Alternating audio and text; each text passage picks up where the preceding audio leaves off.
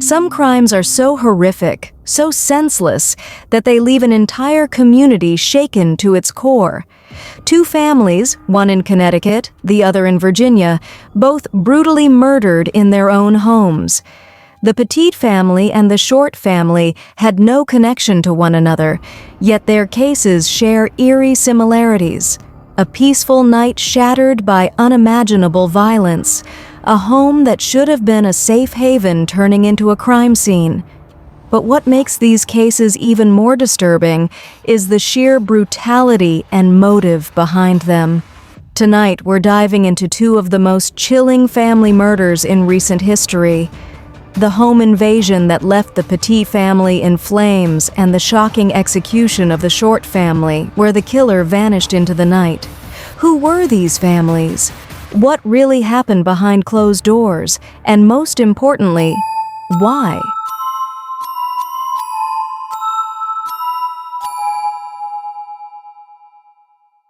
Story 1. In the tranquil suburb of Cheshire, Connecticut, the Petit family epitomized the American dream. Dr. William Petit, a respected endocrinologist, and his wife, Jennifer Hawk Petit, a dedicated nurse, had built a life centered around their two daughters, 17-year-old Haley, a recent high school graduate with aspirations for Dartmouth College, and 11-year-old Michaela, a bright and compassionate girl who loved to cook for her family. Their home, nestled in a quiet neighborhood, was a sanctuary of love and promise. On the evening of July 22, 2007, Jennifer and Michaela made a routine trip to a local grocery store to gather ingredients for a family dinner. Unbeknownst to them, their every move was being observed by Joshua Komisarjevsky, a man with a history of criminal behavior. Sensing an opportunity, he followed them home, marking the Petit residence as his next target. Later that night, Komisarjevsky contacted his accomplice, Stephen Hayes, expressing eagerness to proceed with their plan. Their initial intent was burglary. They aimed to slip in under the cover of darkness, steal valuables, and leave without a trace. However, as the night unfolded, their plans took a sinister turn. In the pre-dawn hours of July 23rd, the two men approached the Petit home.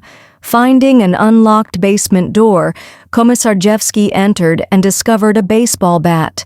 With it, he bludgeoned Dr. Petit, who had been asleep on a couch in the sunroom, rendering him semi-conscious. The assailants then bound William's wrists and ankles with plastic zip ties and rope, moving him to the basement. Jennifer and her daughters were similarly restrained in their respective bedrooms, their hands and feet tied to the bedposts, pillowcases placed over their heads. As dawn broke, the intruders grew dissatisfied with the modest haul from their burglary. They discovered a checkbook indicating a substantial balance and decided to coerce Jennifer into withdrawing $15,000 from the family's bank account.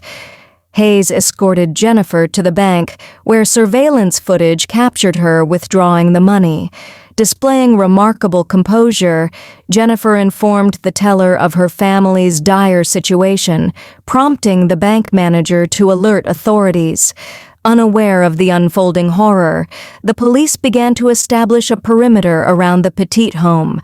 Back at the house, the situation escalated. Komisarjevsky assaulted Michaela, documenting the heinous act on his cell phone. Upon returning with Jennifer, Hayes read her in the living room. Dr. Petit, regaining consciousness in the basement, heard unfamiliar voices and the distressing sounds from above.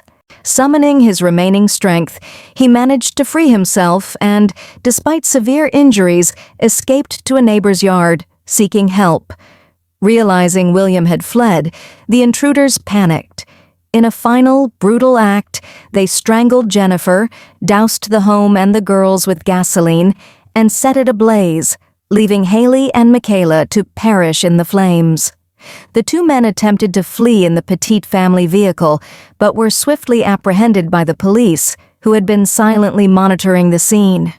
The aftermath of this tragedy sent shockwaves through the community and the nation. Both Hayes and Komisarjevsky were convicted of multiple charges, including capital murder, and were initially sentenced to death. However, in 2015, Connecticut abolished the death penalty, and their sentences were commuted to life imprisonment without the possibility of parole. Dr. William Petit, the sole survivor, channeled his grief into advocacy, establishing the Petit Family Foundation to honor the memories of his beloved wife and daughters. The foundation focuses on education, chronic illness, and efforts to protect those affected by violence, ensuring that the legacy of Jennifer, Haley, and Michaela continues to inspire and uplift others. Story 2. In the quiet community of Oak Level, Virginia, the Short family led a seemingly peaceful life. Michael Short operated a mobile home moving business, while his wife, Mary, managed the household and cared for their 9-year-old daughter, Jennifer, a cheerful girl known for her bright smile and love of outdoor adventures. On the morning of August 15, 2002, the tranquility of this rural setting was shattered. An employee of Michael's arrived at the Short residence for work-related matters, only to discover a scene of unimaginable horror. Michael was found lifeless on a couch in the garage, having suffered a fatal gunshot wound to the head. Inside the home, Mary lay dead in her bed, also killed by a single gunshot to the head. Conspicuously absent was young Jennifer, sparking immediate concerns for her safety. Investigators quickly descended upon the scene, noting several unsettling details. The home's phone lines had been deliberately cut, suggesting a calculated effort to isolate the family. Despite thorough examinations, there were no clear signs of forced entry or a struggle, deepening the mystery surrounding the events. An Amber Alert was promptly issued for Jennifer, and a massive search operation was launched, spanning multiple states and involving numerous law enforcement agencies. As days turned into weeks, hope for Jennifer's safe return began to wane. Then, 6 weeks after the murders, a grim discovery was made in Rockingham County, North Carolina, approximately 30 miles from the Short residence.